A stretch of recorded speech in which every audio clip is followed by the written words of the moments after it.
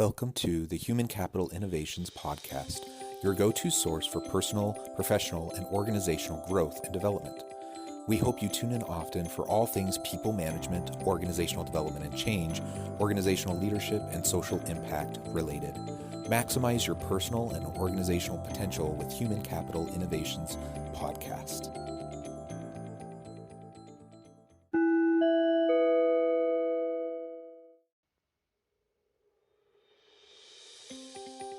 Welcome to the Human Capital Innovations Podcast.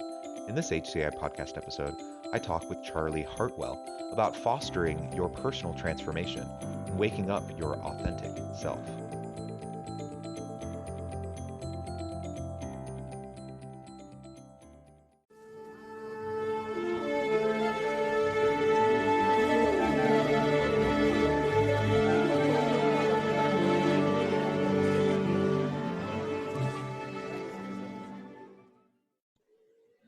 Charlie Hartwell, welcome to the Human Capital Innovations Podcast. Hi, Jonathan. It's good to be here. Yeah, it's great to have a chance to talk, and a fellow Utahn joining me today. You got the beautiful mountain landscape and your virtual background behind you, so that's wonderful. And Utah really is a beautiful place. Anyone who may be listening who's never been, we have so much visual geographic diversity here within the state, and lots of national parks, and just so much beauty, good snow to ski, just all sorts of good stuff. So if you ever make your way out to Utah, look us up, and maybe we can go out to lunch or something. But it's really a pleasure to have you, Charlie. Today we're going to be focusing on transformation, personal transformation, team and organizational transformation, and really what we can do individually and as leaders to wake up to our authentic self and help others on our teams do the same, creating a safe space for people to be authentic and to be mindful, and a focus on mental and physical wellness of our employees. As we get started, I just wanted to share Charlie's bio with everyone.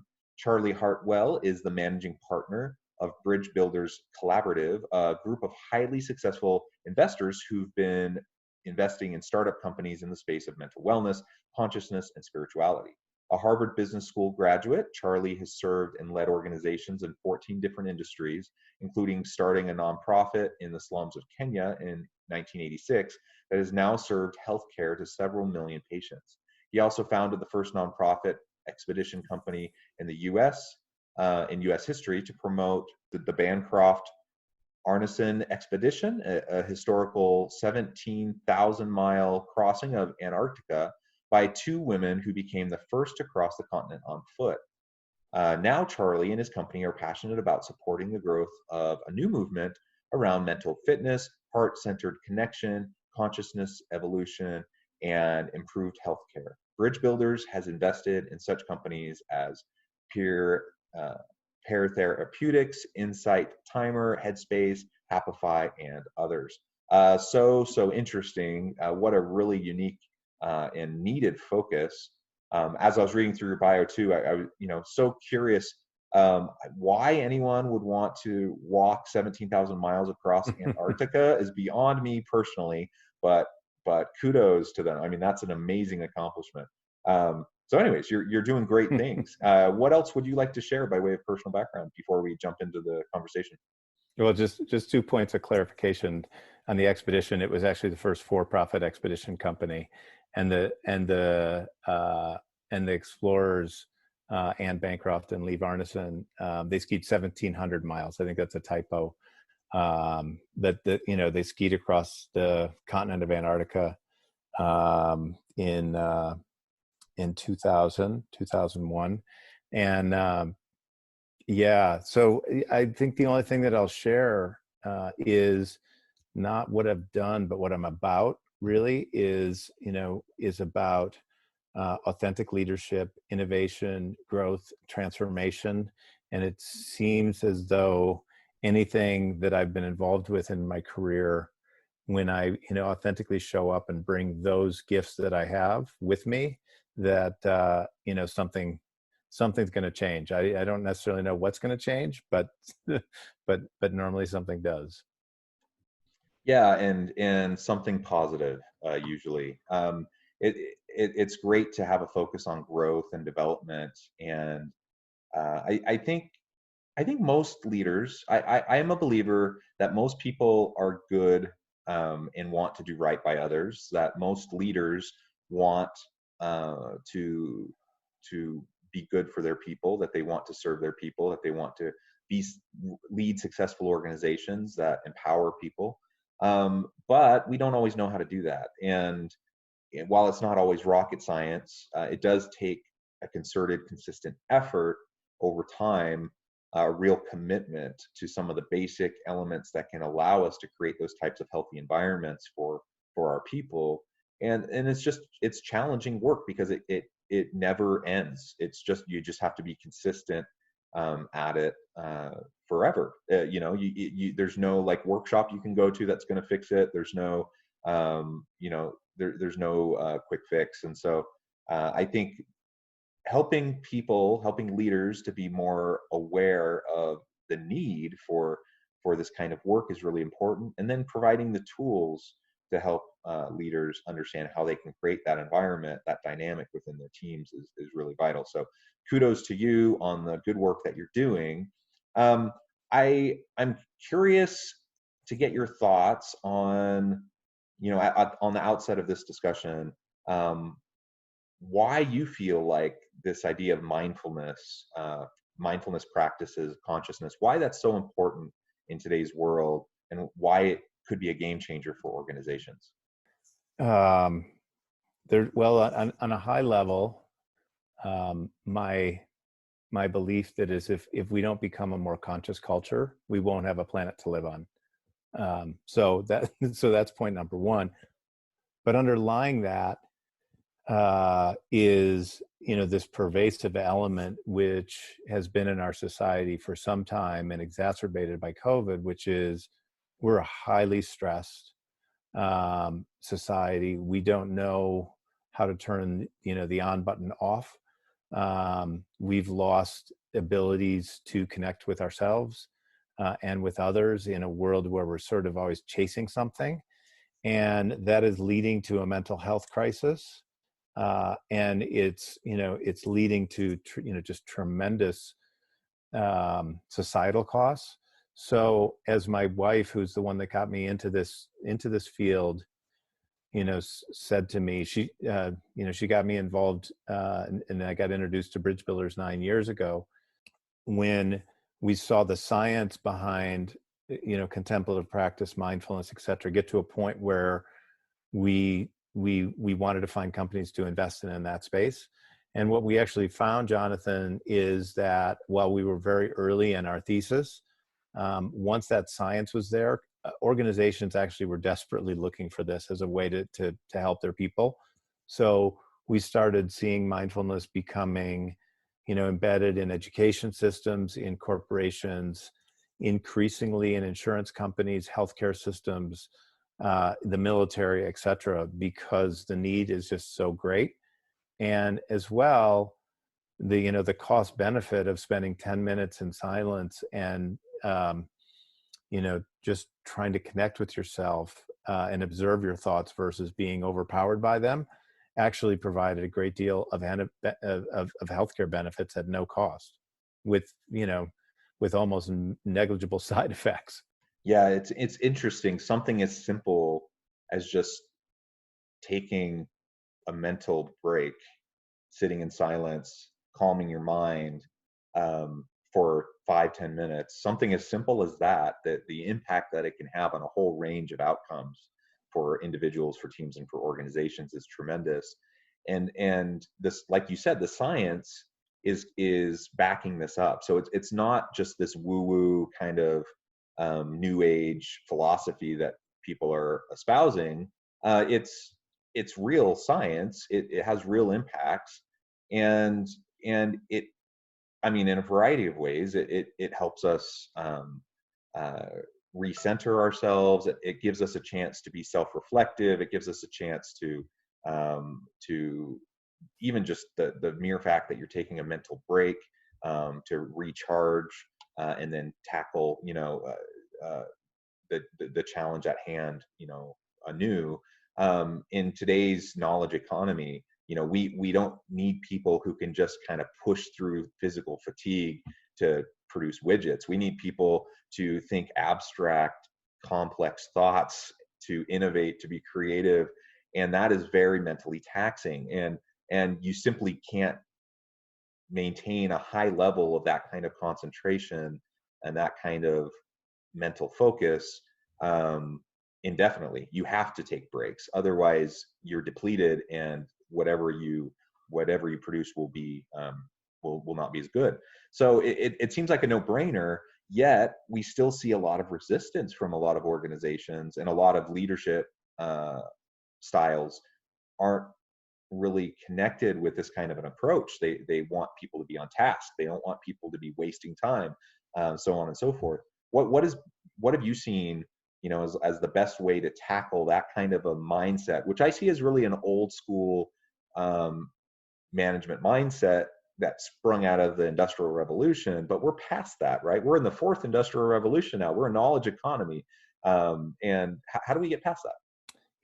For people who choose to look at other people as objects, which is what you're describing, in a patriarchal system where people just want you to perform and really don't care about you as a human being, you still can get at those people through science and through healthcare costs.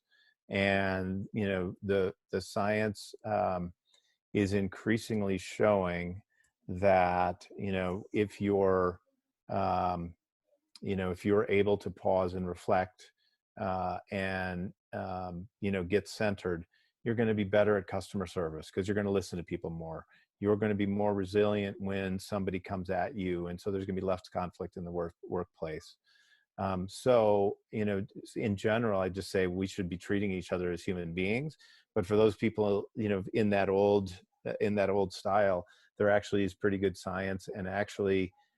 What I would say is that I'm seeing is that companies who don't adopt or at least provide people options to engage in these practices, they're going to lose the younger workforce. People are not going to come and be treated the way that they were during the Industrial Revolution. So Yeah, and that's an interesting point. I think sometimes millennials and Gen Z individuals get a bit of a bad rap in the workforce because they're framed as, they're stereotyped as being entitled.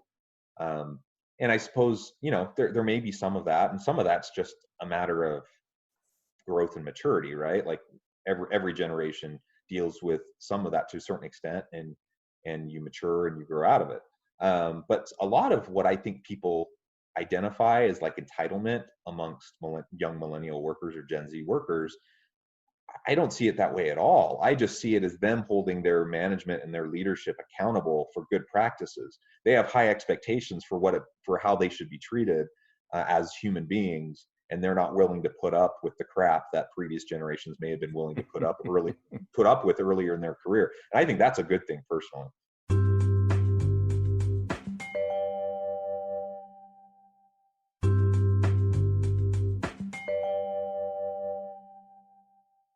Yeah, I don't disagree with you. I also think that they're so much, mission oriented, more mission oriented than previous generations, and that even existing companies with existing products, they better be more focused around a mission, and they better be true to that mission, because in today's world, when you're not true to those mission, they won't just hold you accountable in the office; they'll hold you accountable in public, and the public will hold you accountable to those missions. So I think overall that this leads all the way to consumers caring about how companies treat other companies, and whether or not they have diverse diverse workforces that are treated equally and paid equally. I mean, this is all just happening, and to a certain extent, when you pause and reflect and take some time and just think about it, like, yeah, that all makes sense.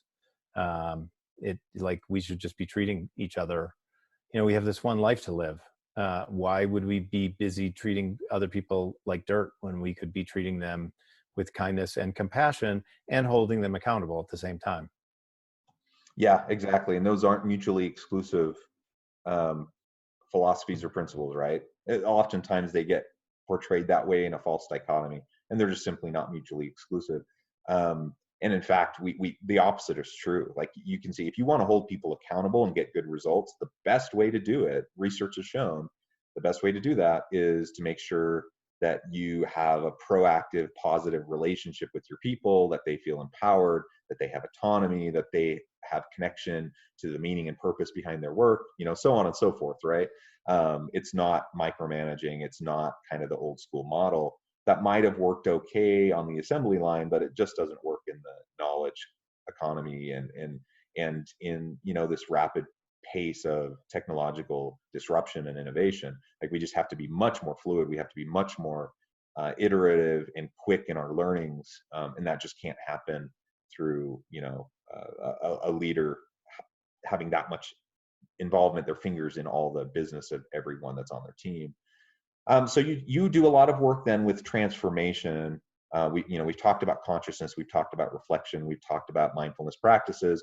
How does that then connect to transformation of self, and how does that lead us to being more authentic personally in our own lives, but also within the workplace?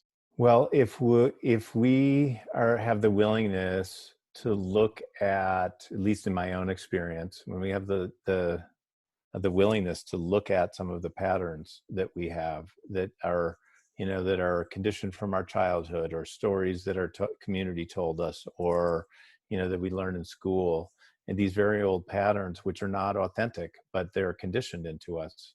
And if you're in a lot of cases it's looking at our family systems and the dysfunction that we experience early in our life, and if you're able to look at that and sort of say, oh, how is that manifested? Like looking inwards, like, okay, so when I look inward, what really fuels me? What's my authentic purpose? And if you, and how am I manifesting in that in the world?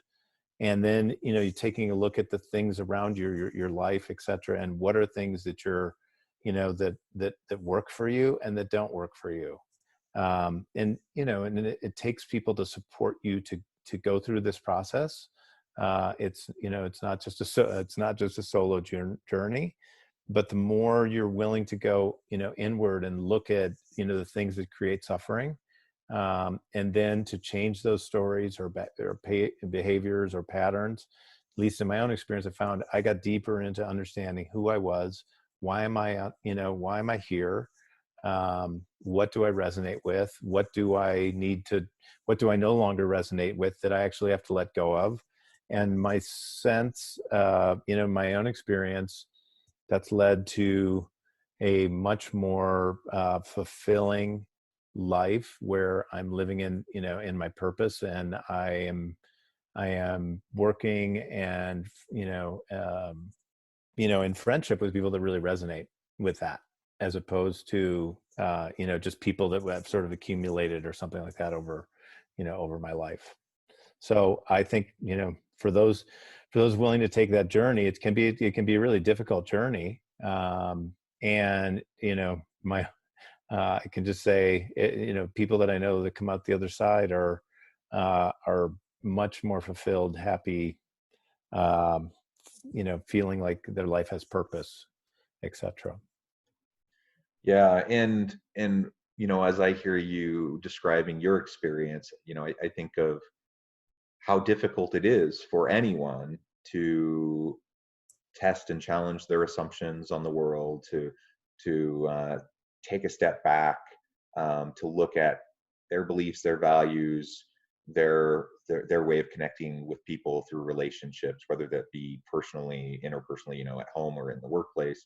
That's hard. That's hard inner work, and that's makes a lot of people very uncomfortable. People like consistency. They like predictability. They like certainty. And what you're describing is anything but those things.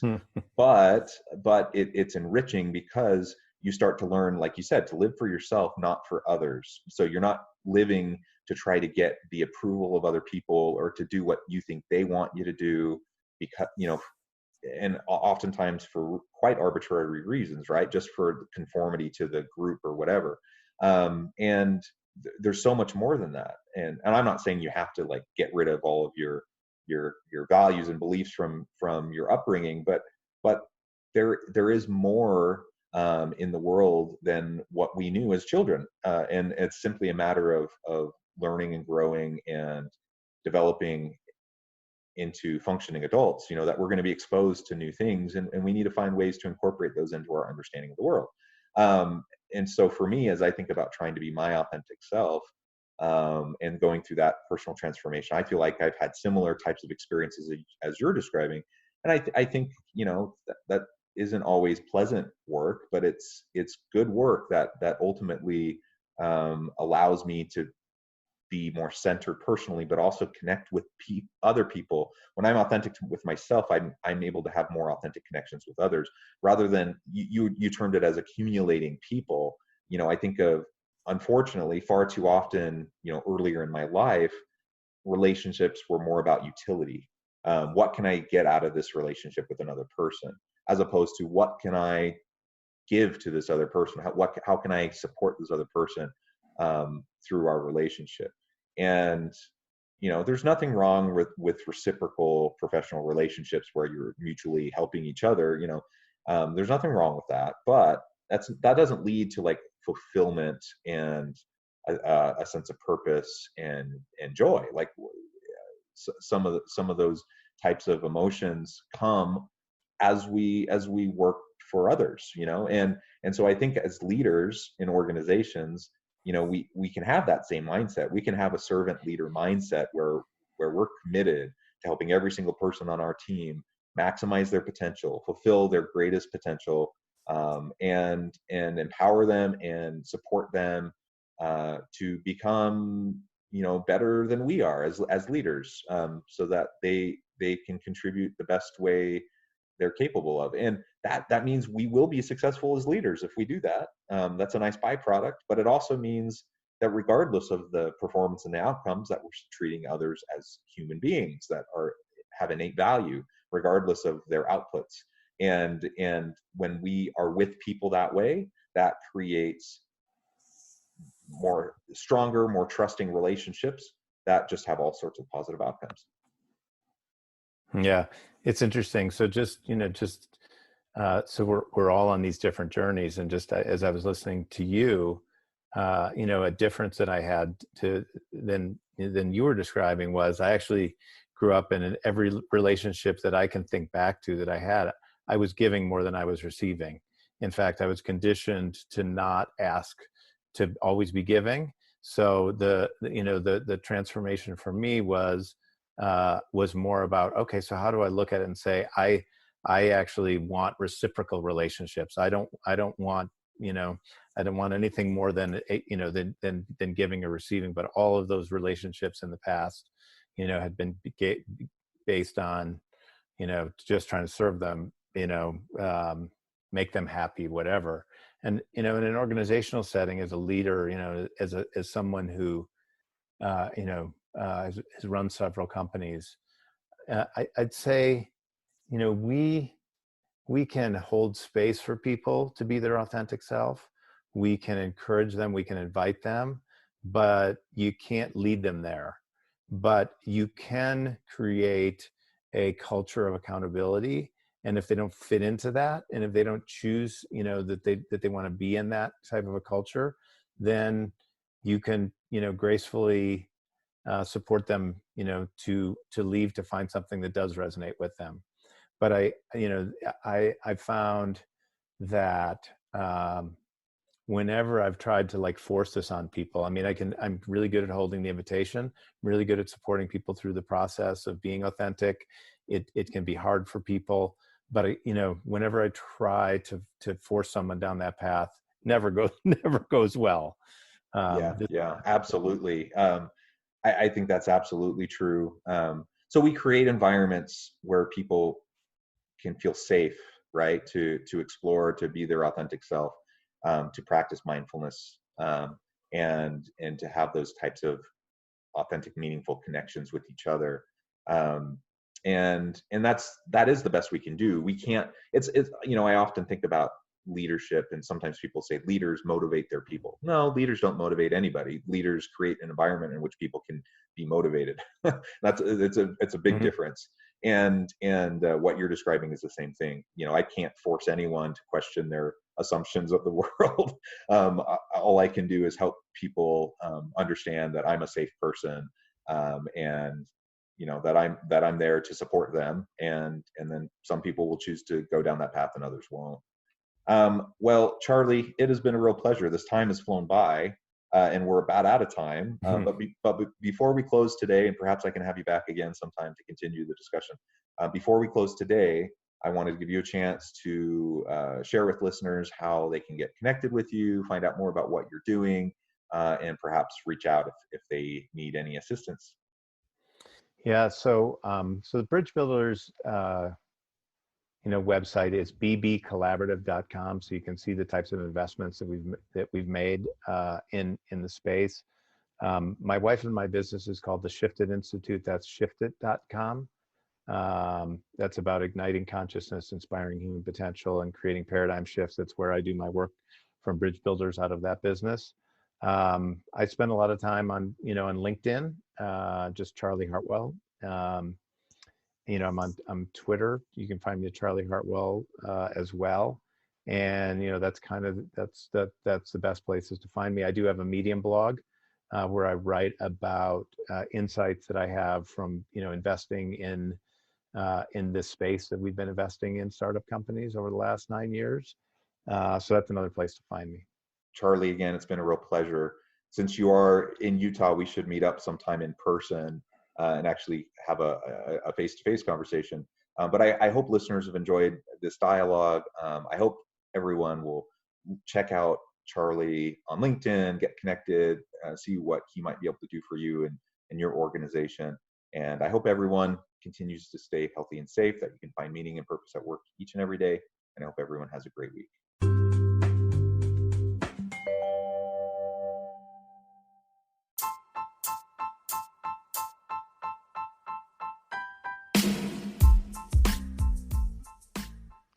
We are excited about the launch of HCI's new magazine, Human Capital Leadership.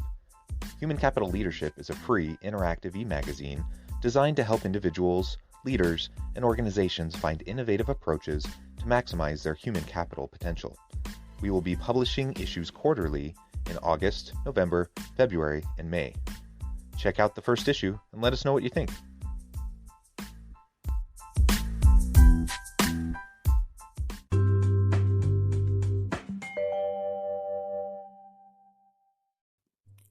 Thanks again for joining us for this episode of the Human Capital Innovations Podcast. I hope you stay healthy and safe and that you have a great week.